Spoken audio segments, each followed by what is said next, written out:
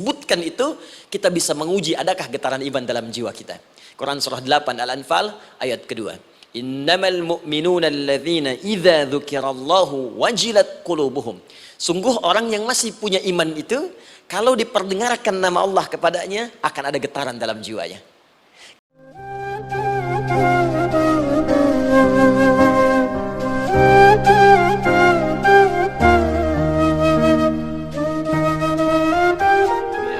Kalau kita hari ini masih mendapat kesempatan sholat, alhamdulillah, ini artinya sampai hari ini kita masih benar-benar manusia. Kan kalau ada orang yang kemudian tidak mau beribadah apalagi sholat, terkhusus ketika dia beriman, maka penting dipertanyakan, masihkah ada iman dalam dirinya?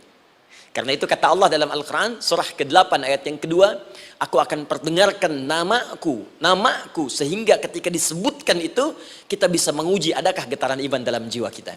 Quran surah 8 Al-Anfal ayat kedua. Innamal mu'minuna alladzina idza dzukirallahu wajilat qulubuhum. Sungguh orang yang masih punya iman itu, kalau diperdengarkan nama Allah kepadanya, akan ada getaran dalam jiwanya. Karena itu setiap hari 5 kali diperdengarkan nama Allah. Untuk menguji di jiwa kita masih ada iman tidak? Bahkan dari bangun tidur, bayangkan waktunya dibagi sempurna persis. Dari mulai subuh baru bangun, menjelang ke siang, mau berakhir siang ke sore, sore pindah ke maghrib, hilang kemudian muncul gelap malam. 5 kali persis dibagi waktu. Diperdengarkan untuk menguji, kira-kira setelah subuh siang masih ada nggak iman? Sore masih ada nggak? Ya Allahu Akbar, Allahu Akbar. Karena itu kalau iman masih ada melekat di jiwa kita, demi Allah saya katakan, begitu kita mendengar suara azan, pasti hati kita akan mengatakan, Allahu Akbar, Allahu Akbar. Wih, sudah azan ya? Pernah begitu? Ya, walaupun mungkin setelah selesai la ilaha illallah baru adzan, belum qomat. Ya, itu normal, gak apa-apa. Yang penting iman masih ada. Nah, ini menunjukkan ada getaran dalam jiwa. Satu itu. Yang kedua, ini yang jarang dimanfaatkan teman-teman. Jadi seringkali sholat dimaknai pada ibadah formal bagian pertama saja. Adapun yang keduanya, ini yang jarang digali.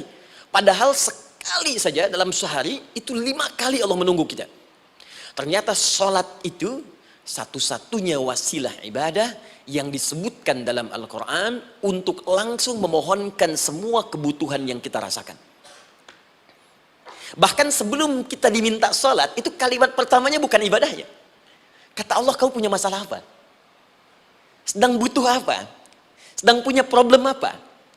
Buka Quran surah kedua Al-Baqarah ayat ke-45 sampai 46. Paling kanan pertengahan di usap. Wasta'inu bis-sabri was-salah. Perhatikan kalimatnya, indah sekali. Ya Allah menempatkan salatnya bagian kedua. Kata Allah, wasta'inu, hei hambaku, jika kalian punya persoalan dalam kehidupan, maka perhatikan kalimatnya baik-baik, wasta'inu, mintakan solusinya kepadaku. Jadi kalau sedang punya masalah, bukan bikin status, gak akan selesai. Sedang eksplorasi minyak, gak keluar-keluar, bikin status. Duh, susah sekali yang ngebornya. Gak akan selesai. Jalan macet, bikin status. Jakarta macet, ya gak akan selesai.